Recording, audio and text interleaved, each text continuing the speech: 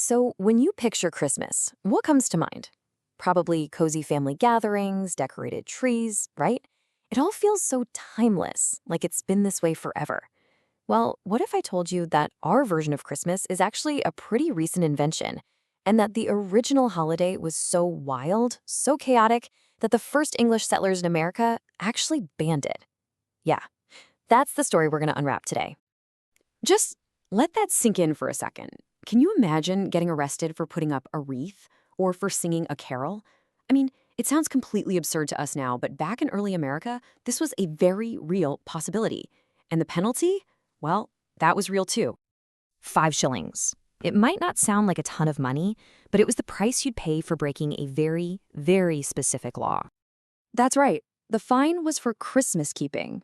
A law passed in 1659 in the Massachusetts Bay Colony literally said that anyone found observing any such day as Christmas, either by forbearing of labor, feasting, or any other way, was going to get hit with a 5 shilling fine.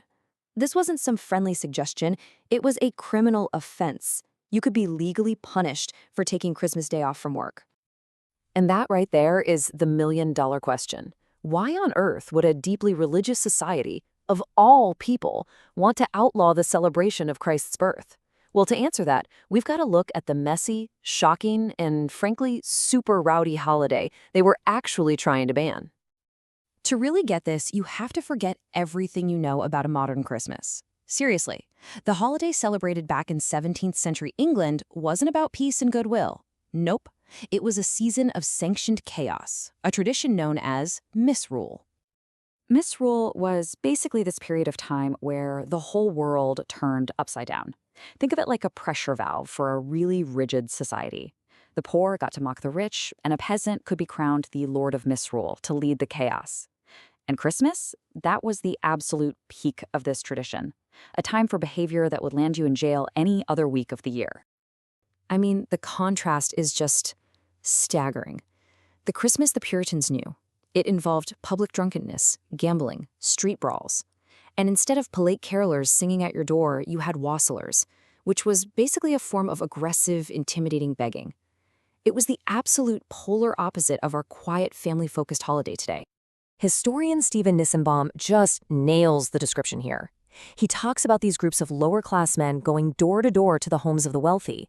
They'd sing and party, sure, but the expectation was crystal clear. You better give us your best food and your best booze. Or else. The threat of vandalism was very, very real. And this wasn't just some empty threat either. We have actual accounts of this stuff happening. In Salem, of all places, a group of men went to a farmer's house and demanded his pear wine. When he said no, they threw stones at his house and just stole his apples. So yeah, this wasn't exactly goodwill toward men, it was pure intimidation.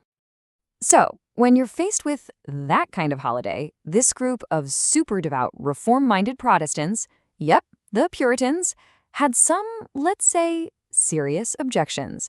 Their crackdown wasn't just about being killjoys, it was based on really deeply held principles. Their reasoning had a few different layers. First, and this was a huge deal for them, the Bible never actually commands anyone to celebrate Christ's birthday. Second, they correctly pointed out that December 25th was probably chosen to co-opt pagan winter festivals.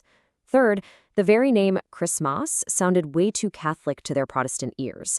And finally, they just looked at all the mad mirth and chaos and saw it as profoundly unchristian. Wow, you can just feel the fire in this quote from Increase Mather, one of Boston's most influential ministers. He was not mincing words. Calling it the devil's mass? That shows you just how seriously they believed these celebrations were dishonoring the very person they were supposed to be about. And look, this wasn't just some local New England thing. The whole movement actually started in England, when Puritans took control of Parliament. Massachusetts followed their lead about a decade later, with that famous law. But notice that end date, 1681. The actual law only lasted about 22 years, before the English crown basically forced them to repeal it. But, and this is so important, even after the law was gone, the culture of not celebrating Christmas stuck around for almost 2 more centuries.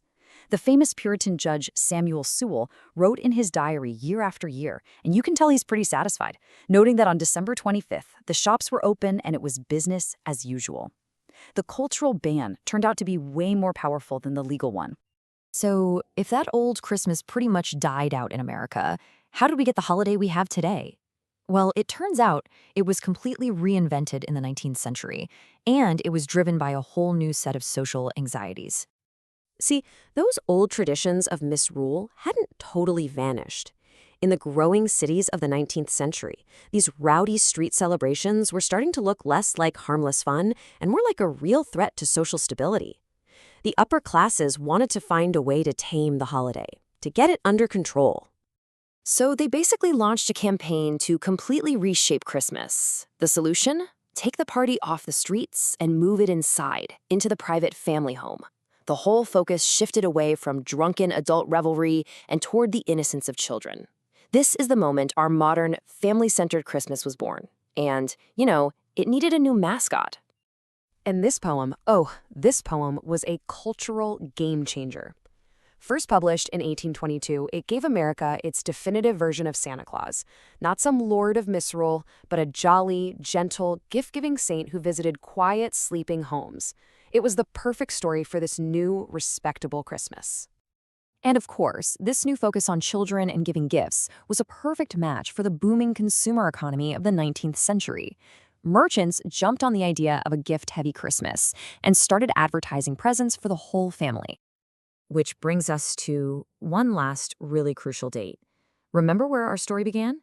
In Puritan, Massachusetts, with a law that literally banned Christmas. Well, in 1856, Massachusetts made Christmas a legal state holiday. The transformation was officially complete. The very state founded by the people who called Christmas the Devil's Mass now officially endorsed its celebration. The wild festival of the past was gone, replaced by the quiet, commercial, family holiday we all know today. So, after all that, after unwrapping this pretty surprising history, what are the big takeaways from the original War on Christmas? Well, first, our modern Christmas isn't some ancient tradition. It's basically a Victorian invention designed to create social order. Second, the whole War on Christmas idea is nothing new, and the original conflict was way more intense than any debate we have today. And maybe most importantly, this whole story just shows that traditions aren't set in stone. They change, they evolve, and sometimes they're deliberately reinvented to meet the needs of a new era. So I'll just leave you with this thought to chew on. The story of Christmas proves that a culture can take a tradition, completely suppress it, and then remake it into something entirely new. It shows that what feels timeless and ancient to us is often the product of a very specific and sometimes a very recent history. Thanks for tuning in.